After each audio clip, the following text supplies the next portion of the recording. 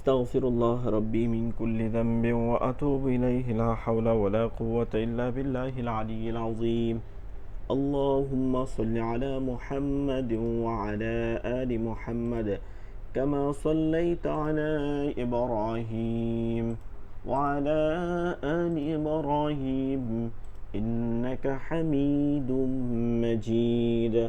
اللهم بارك على محمد وعلى آل محمد كما باركت على إبراهيم وعلى آل إبراهيم إنك حميد مجيد.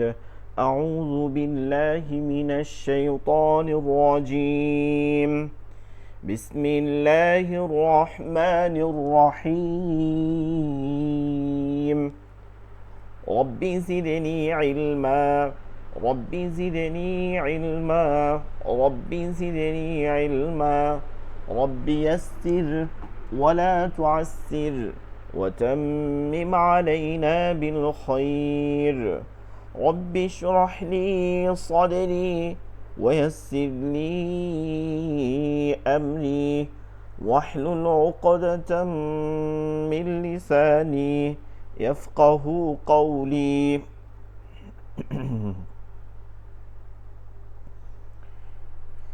আচ্ছা, আমরা র পূর্বারিকটা পড়ছিলাম। সাবির ভাই, র পূর্বারিকটা কি হয়েছে? মানে র মোটা চিকন যে পড়ার পদ্ধতিটা, লাস্ট আমরা এটা পড়ছিলাম।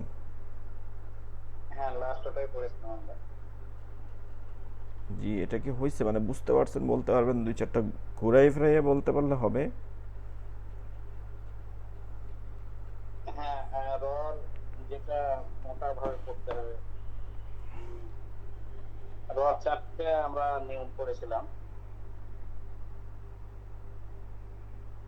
সাকিনের উপরে জাবার এর মাংস থাকলে সেটা মোটা স্বরে করতে হবে, আর জের থাকলে সেটা হালকা করে হালকা করে ঠিক চিকন করে করতে হবে। জি, মানে র হরফে এবং হ্যাঁ, র হরফে জবর পেশ থাকলে, এটা প্রথমটা ছিল, র হরফে জবর পেশ থাকলে র হরফকে পুর করে পড়তে হয়, আর জের থাকলে র হরফকে চিকন করে পড়তে হয়। র হরফে সাকিন তার ডানে জবর পেশ থাকলে র হরফকে পুর করে পড়তে হয়, এবং জের থাকলে র হরফকে বারিক করে পড়তে হয়। এরপরে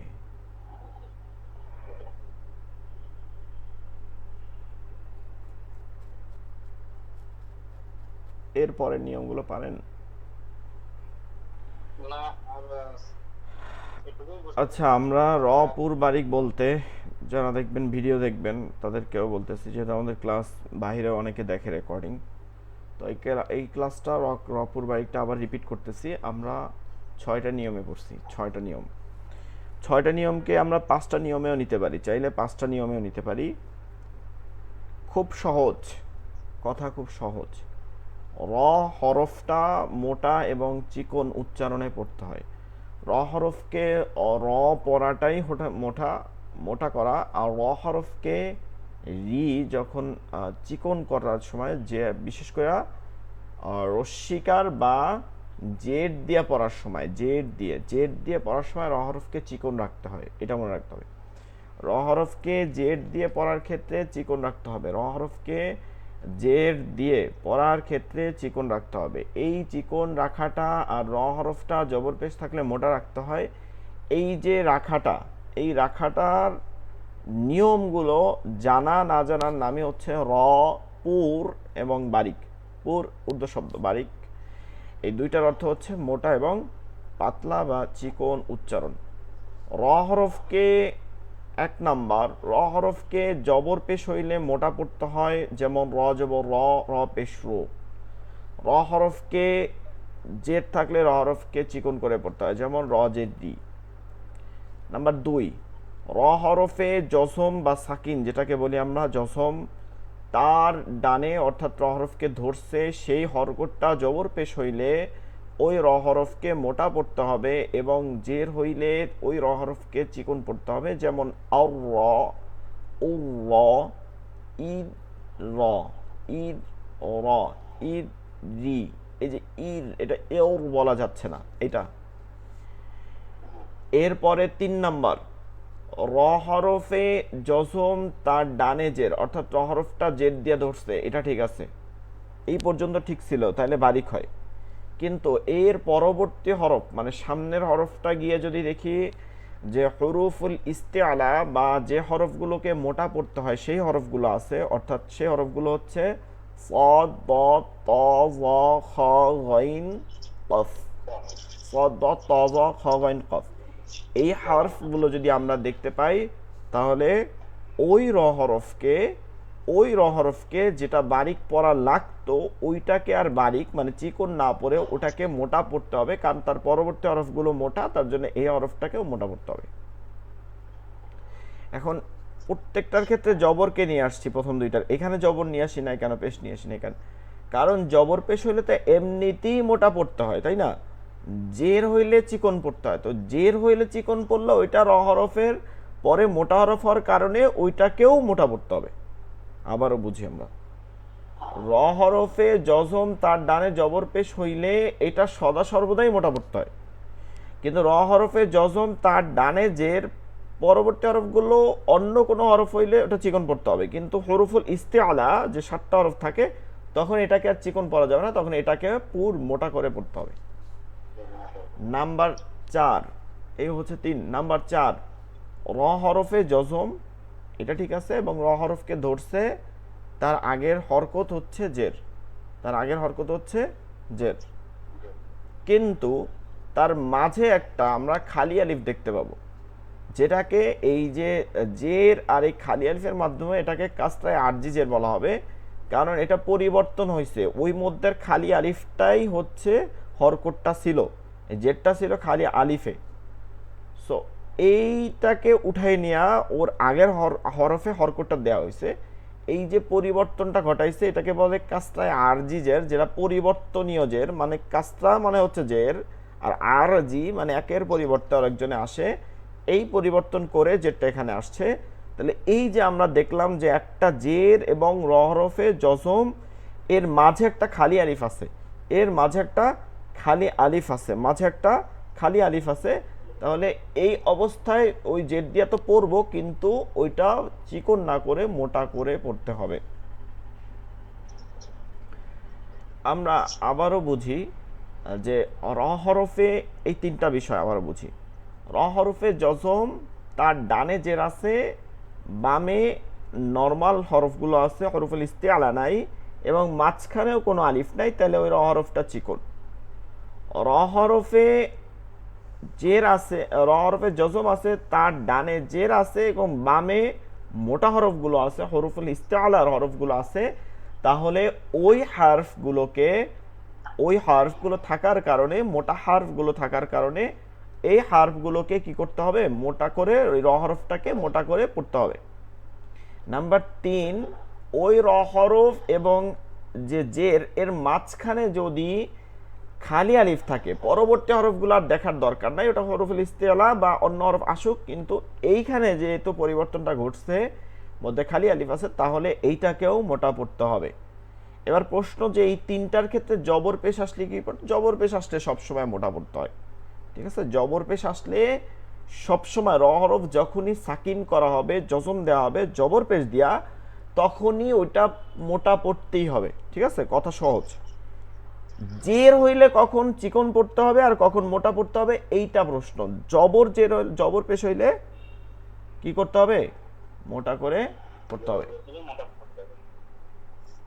নাম্বার 5 এবং নাম্বার 6 এই দুইটা হচ্ছে ওয়াকফের নিয়ম, অর্থাৎ র হরফটা থাকবে আয়াতের শেষে, বাক্যের শেষে, অর্থাৎ সেটা থাকবে একদম আয়াতের লাস্ট হরফটা থাকবে র, এবং এইটার উপরে আমাকে ওয়াকফ করতে হবে, আমাকে থামতে হবে, যদি না থামি তাহলে এই নিয়ম হবে না, থামলে তো থামলে আমরা জানি শেষের হরফটা জজম হয়ে যায়, তাহলে এখানে শেষের হরফটা জজম হইল, এর আগের যে হরফটা সেইটা যদি ইয়া বাদে থাকে, ইয়া বাদে অন্য কোনো সাকিনওয়ালা হরফ, অর্থাৎ অন্য কোনো জজমওয়ালা হরফ থাকে। আবারও বুঝি, র হরফটা ওয়াকফের স্থানে আছে, শেষের হরফটা আছে, এবং তার পূর্বে তার পূর্বের যে হরফটা আছে ওই হরফটা আছে ইয়া বাদে অন্য 28 হরফ জজম অবস্থা আছে, তার আগে যদি জবর পেশ হয় তাহলে তো আমরা এটা আগেই জানি যে এটাকে মোটা করে পড়তে হবে, আর এই ক্ষেত্রে জের হইলে এটাকে চিকন করে পড়তে হবে। ঠিক আছে, চিকন করে পড়তে হবে, যেমন কদর, শাহর। আর লাস্ট যেটা নিয়ম 6 নম্বর, এটা এটার সাথে মিল, যে র হরফে ওয়াকফ হবে, ঠিক আছে, তার আগে ইয়াটাকে আমরা বাদ দিছিলাম, এইবার ইয়া সাকিন যদি হয়, শুধুমাত্র ইয়া সাকিন, তার আগে ওই জবর পেশ হইলে জানি যে আমরা বাকি 5টায় মোটা পড়তে হয়, কিন্তু এই এক জায়গায় শুধু জবর পেশ হইলে তাকে চিকন পড়তে হবে, আর জের হইলে তো এমনি চিকন পড়তে হবে। জবর পেশ হইলে এখানে চিকন পড়তে হবে। নাম্বার 6 যাইয়া জবর পেশ কিটা আবারও বলি, সেটা হচ্ছে র হরফে ওয়াকফ হবে, তার আগের হরফটা ইয়া সাকিন হবে, তার আগের হরফটায় জবর পেশ হইলেও তাহলে মোটা করে পড়তে হবে, জের হইলে তো অবশ্যই মোটা করে পড়তে হবে। এই হচ্ছে রপুর বারিক। এইগুলো আমাদের মানে আমি নিজে একদম নিজের লেখা, ঠিক আছে, এগুলো আমি নিজে অনেক ছাত্র বয়স থেকে এগুলো ভাবতাম যে আমাদের অনেক কঠিনভাবে পড়াইতো। আমরা 9টা নিয়ম পড়তাম, এখনো মনে আছে, তাজবিদ বইতে এখনো বইতে আছে। আমরা 9টা নিয়ম পড়তাম, মানে 9টা নিয়মে 4 5 5টা রপুর পড়তাম, 4টা বারিক পড়তাম, এবং এগুলোকে আলাদা আলাদা পড়তাম। এগুলো মুখস্থ হইতে খুব কষ্ট হয়ে যেত, মনে রাখতে কষ্ট হয়ে যেত। কিন্তু এখন যেমন ইজি, যে জবর পেশ হইলে মোটা, জের হইলে চিকন, র হরফে জজম, তার আগে জের, তাহলে চিকন, তার পরবর্তী হরফটা হরফুল ইস্তিআলা হইলে তখন আর চিকন না, মোটা, এবং জের আর র হরফের মাঝখানে যদি খালি আলিফ থাকে তাইলেও মোটা করতে হবে। র হরফের শেষটা যদি ওয়াকফ হয়, তার আগে ইয়া বাদে অন্য কোনো হরফ, তার আগে জবর পেশ হইলে মোটা, জের হইলে চিকন, এবার ইয়া সাকিন হইলে চিকন করে পড়তে হবে সবসময়। এইটা খুব সহজ জিনিস।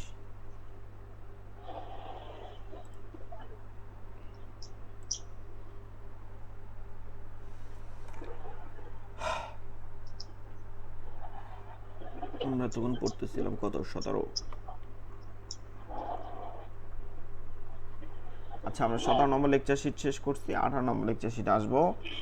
18 নম্বর লেকচার শিটের বিষয় হচ্ছে ওয়াকফ এবং সাক্তার বিবরণ। ওয়াকফ এবং সাক্তার বিবরণ আমরা এর একটা অলরেডি পড়ছিলাম, মনে আছে কিনা, ওয়াকফ করার পদ্ধতি, মানে ওয়াকফ যখন আমি করব, থামবো, শেষ হরফটার রূপ কেমন হবে, কেমন রূপ ধারণ করবে, এই সম্পর্কে জানার একটা বিষয় আমরা জানাইছিলাম। সেইটা লেকচার শিট নাম্বার হচ্ছে 13।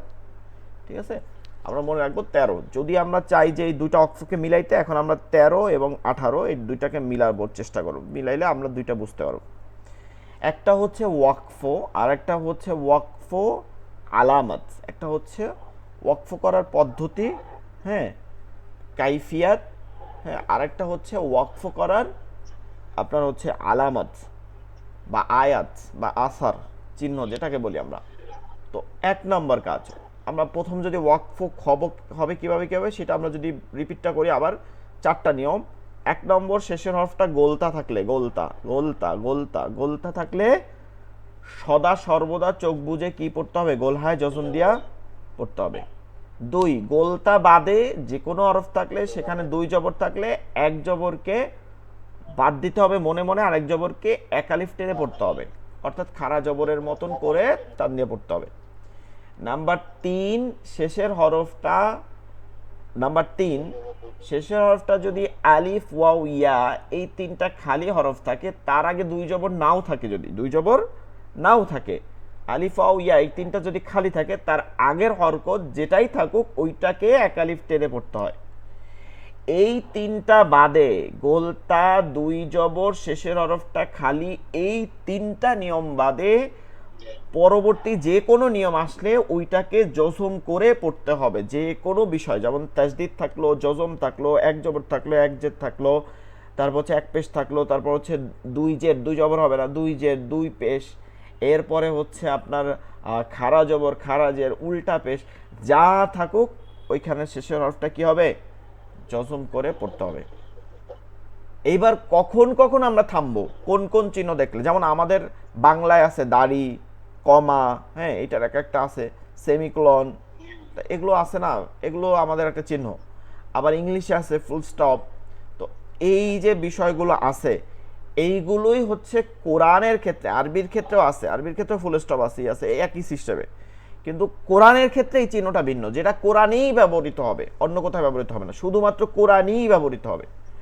তো সেই চিহ্নগুলো আমাকে জানতে হবে, কারণ ওই চিহ্নগুলোতে থামা, যেখানে থামতে বলা হয়েছে, কিছু স্থানে থামা হচ্ছে ওয়াজিব, আবার কিছু স্থানে মিলাইয়া পড়া ওয়াজিব, কিছু স্থানে আপনার থামা এবং না থামা উভয়টাই সুন্নাত মুস্তাহাবের জায়গায়, মানে থামতেও পারি, চাইলে মিলাইয়াও পড়তে পারি, এখতিয়ার আছে। এইরকম কিছু জিনিস আছে যেগুলো আমাকে জানতে হবে। নাম্বার 2 একটা অপশন আছে সাক্তা।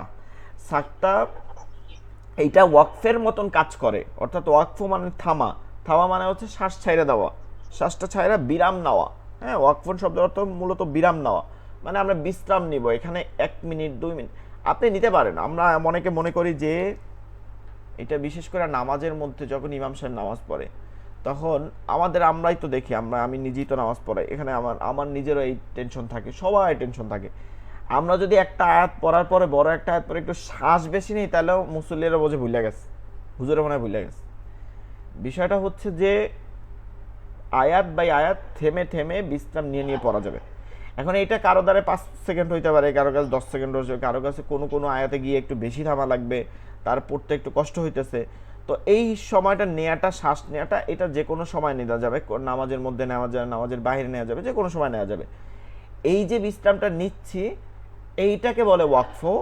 আরেকটা পদ্ধতি হচ্ছে বিশ্রাম নেয়ার একটা নকল করা, নকলুন আরবি শব্দ, নকল করা, বা মানে এক ধরনের, আমরা যদি বলি তাহলে এক ধরনের ধরেন অভিনয় করা বা নাটক করা, এই ধরনের কথাটা হবে। সেটা কি শুনতে কেমন লাগে, তাইলেও এটা সত্য, যে আমি মনে হবে ওয়াকফ করছি, থামছি, মানে থামা মানে কি চুপ করে যাওয়া, এরপর তো শ্বাস ছাড়া, কিন্তু আমি মনে হবে থামছি কিন্তু শ্বাসটা ছাড়ি নাই, শ্বাসটা ছাড়তে পারবো না, পরবর্তীতে একটু সময় বিশ্রাম নিয়ে পরবর্তীতে আবার কন্টিনিউয়াস চলতে থাকবে, কন্টিনিউয়াস করতে থাকবো, পরবর্তী শব্দগুলো পড়তে থাকবো, আয়াতগুলো। এই যে একটা পদ্ধতি করলাম, এইটার নামই হচ্ছে সাক্তা, আরবিতে সাক্তা বলে। এইটা অন্য অন্য ইমাম, যেমন ইমাম শাফিঈ রাহিমাহুল্লাহ আলাইহির মতে যে এটা 8 স্থানে আছে, ঠিক আছে, এটা 8 স্থানে কোরআনের মাঝে আছে। তবে ইমাম আবু হানিফা রাহিমাহুল্লাহ আলাইহি তার মতে পুরো কোরআন শরীফে 4 স্থানে এটা পড়তে হবে, 4 স্থানে।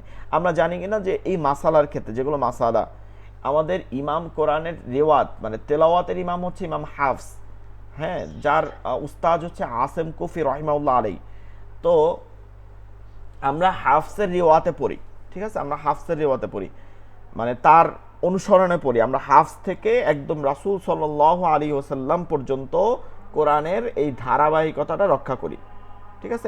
এটা মূলত মৌলিকভাবে 7জনকারী বা 7জন কেরাত, যে যারা ধারাবাহিক গ্রহণ এই করছে, এরকম 7 ধরনের কেরাত আছে। এবং এই থেকে আরো 3টা কেরাত বের হয়েছে, যার একটা কেরাত হচ্ছে ইমাম হাফস, অর্থাৎ 10 কেরাতে পড়া যায় কোরআন, এর বাইরে কোরআন পড়া জায়েজ নেই।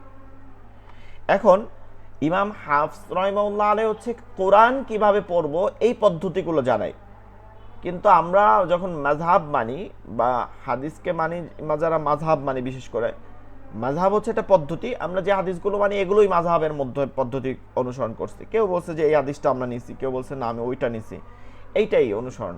এখন যখন মাযহাব মানতেছি তখন আমরা মাসআলা মানবো, কোরআনের মাসআলাগুলো হবে হচ্ছে ইমামদের মতে হাদিস দিয়া। তো ওই ক্ষেত্রে হচ্ছে ইমাম আবু হানিফা রাহিমাহুল্লাহর মতে এইখানে সাক্তা হচ্ছে 4টা। আবার আমরা যদি সিজদা সামনে পড়বো, সিজদার আয়াতগুলো, যে আয়াতগুলো পাঠ করা মাত্রই নামাজের মধ্যে সাথে সাথে সিজদা করতে হয়, সাথে সাথে মাথা নত করতে হবে।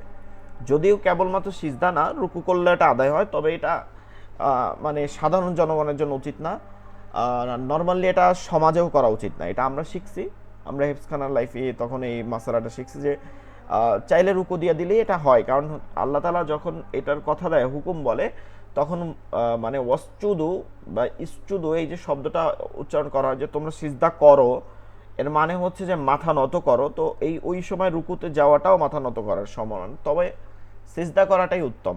তো আমরা দেখবেন তারাবির মধ্যে ইমাম সাহেব বলে দেয় যে প্রথম রাকাতে বা দ্বিতীয় রাকাতে সিজদা আছে, এটা বলে দেয়। হ্যাঁ, 9 পারা থেকে শুরু হয় সিজদা।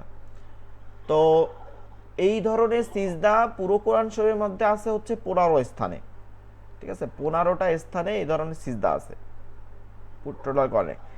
এর মধ্যে ইমাম আবু হানিফা রহিমাহুল্লাহ আলাইহি বলছেন যে এর জন্য 14টা এর মধ্যে আছে, 14টা আদায় করতে হবে, আর একটা আদায় করতে হবে না, ওইটা হচ্ছে মানে মানসুখ হয়ে গেছে, ওটা বন্ধ হয়ে গেছে। তো এরকম, তো অন্য ইমামরা যেমন ইমাম মালিক রহমাল্লাহ তারা এটাকে আবার গ্রহণ করছে যে না, এটা কোরআনের মাঝে যখনই আসছে এটা আল্লাহর হুকুম, এটা মানতে হবে। তো এর জন্য আমরা 14টা সেজদা দেই। 15 নম্বর সেজদা হচ্ছে 14টা সেজদার আয়াতের শেষে গিয়ে লেখা থাকে উচ্চুত, মানে হচ্ছে শব্দটা লেখা থাকে, সেজদার আয়াতটা শব্দটা লেখা থাকে, মানে লেখা থাকে আরবিতে সেজদা, বাংলায় লেখা থাকে পাশে সেজদা, এবং উপরে একটা দাগ দেওয়া থাকে যে এই অংশটুকু সেজদার অংশ, মানে পুরোটাই পড়তে হবে, তো ওটা দাগ দেওয়া থাকে। তো এই একটা আয়াতে যেটা থাকে না নর্মালি আমাদের এই বাংলাদেশে ভারতে এই সব কোরআন শরীফে দেখবেন না, সেটা হচ্ছে 17 নম্বর পারার 20 নম্বর পেজে এই আয়াত হচ্ছে যে বিসমিল্লাহির রহমানির রহিম ইয়া আইয়ুহাল্লাযীনা আমানু রকাউ ওয়াসজুদু ওয়া'বুদু রাব্বাকুম ওয়াফআলুল খায়রা লাআল্লাকুম তুফলিহুন। এই যে ইয়া আইয়ুহাল্লাযীনা আমানুর কাউ ওয়াসজুদু ওয়া'বুদু রাব্বাকুম, হে মুমিনগণ তোমরা রুকুকারীর অন্তর্ভুক্ত হও, সিজদাকারীর অন্তর্ভুক্ত হও। ইয়া আইয়ুহাল্লাযীনা আমানুর কাউ, রুকু, ওয়াসজুদু ওয়া'বুদু রাব্বাকুম, এবং এই বান্দাদের যারা আল্লাহর ইবাদতে বন্দেগী করে তাদের অন্তর্ভুক্ত হও। তো এই আয়াতটাকে ইমাম আবু হানিফা বলছে যে না, এটাকে সিজদা দেওয়ার দরকার নাই, অন্যান্য ইমামরা এটাকে নিছে। তো আমাদের মনে রাখতে হবে যে আমাদের ইমাম মতে সিজদা হচ্ছে 14 জায়গায়, সাক্তা হচ্ছে 4 জায়গায়, সাক্তা হচ্ছে 4 জায়গায় পড়তে হয়। তো এই ওয়াকফ এবং সাক্তার বিবরণ এখন পড়ব। সিজদার আয়াতগুলো আমরা পড়ব, সামনে আছে সিজদার আয়াতের লেকচার শিট আছে। আল ওয়াকফুন ওয়াস সাক্তা, সাক্তা সাক্তা। ওয়াকফ এর পরিচয়, সোজা কথা, ওয়াকফ শব্দের অর্থ হচ্ছে বিরতি, দাড়ি, ফুল স্টপ, এটা হচ্ছে ওয়াকফ। তাজবিদের পরিভাষায় ওয়াকফ মানে হলো কোনো শব্দের শেষের অক্ষরে থামার নিয়ম বোঝায়, কোনো শব্দের শেষের অক্ষরে থামার নিয়ম বোঝায়। এটা আমরা অলরেডি থামার নিয়ম মানে অক্ষরটা কেমন হবে আর কোনখানে থামতে হবে এটা এখন আমরা পড়ব। যেমন আমরা এটা হয়তো পড়ি সুম্মা কাল্লা সায়ালামুন, এই যে লামুন থামছি, সুম্মা কাল্লা সায়ালামুন অবুররিজাতিল জাহিমু লিমান ইয়ারা। দেখেন এইখানে আমরা এই গোল গোল চিহ্নগুলো দেখতে পারতেছি, গোল চিহ্ন, এইগুলোর দ্বারা মূলত আয়াত বুঝায়। আয়াত এর মধ্যে একটা নাম্বার দেওয়া থাকে, যেগুলো আরবিতে লেখা থাকে অনেক সময় বাংলায়, আরবিতে নাম্বারগুলো দেওয়া থাকে। আমাদের মনে রাখতে হবে এই আয়াত নাম্বার বাদেও আয়াত হয়, হ্যাঁ, এইটা আমরা অনেকে বুঝি না। যেমন ধরেন সূরা ফাতিহা এইরকম গোল গোল দেখলে আমরা দেখব 6 আয়াত, আর সূরা ফাতিহার একটা জায়গায় যেটা থামার স্থান আছে, সিরাতাল্লাযীনা আন'আমতা আলাইহিম গায়রিল মাগদুবি আলাইহিম ওয়ালাদ-দাল্লিন। এই যে সিরাতাল্লাযীনা আন'আমতা আলাইহিম এরপরে যে থামার স্থানটা আছে, এইটা আয়াতের নাম্বার দেওয়া আছে দেখবেন, এটা 6 নম্বর আয়াত, অথচ এখানে ওইরকম গোল চিহ্ন নাই, ওয়াকফের চিহ্ন নাই। তো এইখানে দেখবেন যে আয়াতের একটা নাম্বার দেওয়া আছে। তো মূলত এইটা আমাদেরকে আবার অনেক সময় যারা নাস্তিক তারা আমাদেরকে বোঝায় যে কোরআনের দেখো কোরআনের আয়াত নিয়েই তোমাদের মধ্যে সন্দেহ আছে, অর্থাৎ কোরআনে আয়াত নিয়ে সন্দেহ আছে, এক একজন এক এক মত আছে, তার মানে কোরআনের অক্ষর শব্দ বেশি ঢুকছে, এরকম বোঝায়। মূলত এমন কিছুই না, এটা হচ্ছে যে যারা জানে না তাদেরকে বোকা বানানো যায়, কিন্তু যারা জানে তাদেরকে না। মূলত কেউ বলছে যে এই অংশটা এই সূরা ফাতিহা দিয়ে বুঝি, সিরাতাল্লাযীনা আন'আমতা আলাইহিম, ইহদিনাস সিরাতাল মুস্তাকিম, আমাকে সরল সঠিক পথ দেখাও। কোন পথ? সিরাতাল্লাযীনা, যেই পথটা আন'আমতা আলাইহিম, নিয়ামতপূর্ণ যেই পথ আছে এবং এই পথে যারা চলছে তাদের পথ, অর্থাৎ বরকতপূর্ণ নিয়ামতপূর্ণ পথ আমাদেরকে দেখাও। গায়রিল মাগদুবি, আর দেখাইও না, ওই পথে চলাইও না, আমাদেরকে গোমরাহি করো না, গায়রিল মাগদুবি, গোমরাহি করো না, আলাইহিম, যারা এই পথে চলে গেছে, ওয়ালাদ-দাল্লিন, মূলত ওয়ালাদ-দাল্লিন, এবং এই পথভ্রষ্ট আমাদেরকে করো না, এই পথে চলাইও না এবং পথভ্রষ্ট আমাদেরকে করো না। তো এইখানে মূলত এই পুরো আয়াতটাকে সিরাতাল্লাযিনা থেকে ওয়ালাদ-দাল্লিন পর্যন্ত পুরো আয়াতটাকে কেউ বলছে যে এটা পুরোটা আয়াত, এটা অংশ আছে মাঝখানে ভাগ, কিন্তু এটা পুরোটা আয়াত। আবার কেউ বলছে যে না, এই এই অংশটা একটা আয়াত, সিরাতাল্লাযিনা আনআমতা আলাইহিম এটা একটা আয়াত, গায়রিল মাগদুবি আলাইহিম থেকে আরেকটা আয়াত। এর জন্য নাম্বারে বেশি কম হয়েছে, কিন্তু এক অক্ষরেরও কোনো পরিবর্তন ঘটে নাই কোরআনের। রাসূল সাল্লাল্লাহু আলাইহি সাল্লামের জমানায় যেটা ছিল, তিনি জিবরাইল আমিন জানিয়ে আসছেন, তারপর হচ্ছে লাউহে মাহফুজে যা ছিল, যা আরশে আজিমে ছিল, সব একই, যেমন আছে এমনই আছে, কিয়ামত পর্যন্ত থাকবে। তো এইখানে একটা জিনিস মনে রাখবো যে এইভাবে নাম্বারটা বেশি কম হয়েছে। তো আমরা এই চারটা মত পাই। একটা হচ্ছে ইমাম আবু হুরায়রা রাদিয়াল্লাহু তাআলা আনহু এর একটা মত পাওয়া যায়, একটা হচ্ছে ইমাম হযরতে উসমান রাদিয়াল্লাহু তাআলা আনহু তার, ইমাম আবু হুরায়রা রাদিয়াল্লাহু তাআলা, এরপর হচ্ছে উসমান রাদিয়াল্লাহু তাআলা আনহুর, এরপরে আরেকটা সবথেকে সমৃদ্ধ যেটা প্রসিদ্ধ আমরা শুনতে পাই সেটা হচ্ছে হযরত মা আয়েশা সিদ্দিকা রাদিয়াল্লাহু তাআলা আনহার। আমরা যেটা সবসময় সদা শুনি যে ৬৬৬৬ আয়াত, এই আয়াতের মতান্তর আছে, কেউ বলছে ৬২৩৬, কেউ বলছে ৬২৫০, কিন্তু ইমাম মা আয়েশা সিদ্দিকা রাদিয়াল্লাহু আনহা তিনি বলছেন ৬৬৬৬ আয়াত। তো তার এইটাকেই প্রসিদ্ধ হিসাবে নেওয়া হয়েছে, এইটাই হচ্ছে করছেন তার এই প্রসিদ্ধ মতই, ওই যে সূরা ফাতিহাটা তখন ৭ আয়াতে পরিণত হয়, ঠিক আছে, তখন এটা ৭ আয়াতে পরিণত হয়, ৬ আয়াত থেকে ৭ আয়াতে পরিণত হয়, এইটা হইল তফাৎ, আর কিছু না। এভাবে করে করে আয়াতগুলো ৬৬৬৬ হয়েছে। তো এই যে গোল গোল চিহ্ন যেগুলো দেখি, যেগুলোর মধ্যে নাম্বার, বিশেষ করে এগুলোকে আমরা মনে রাখবো, এটার নাম হচ্ছে ওয়াকফে তাম। তাম মানে হচ্ছে আমের প্রতিশব্দ, আম মানে হচ্ছে সাধারণ, সাধারণ অক্ষ। গোল চিহ্ন যেখানেই থাকবে ওখানে আমরা চাইলে থামতে পারবো, ওখানে চাইলে আমি থামতে পারবো, ঠিক আছে, চাইলে আমি থামবো, কোনো সমস্যা নেই। গোল চিহ্ন দেওয়া আছে থামবো, গোল চিহ্ন দেওয়া আছে থামবো।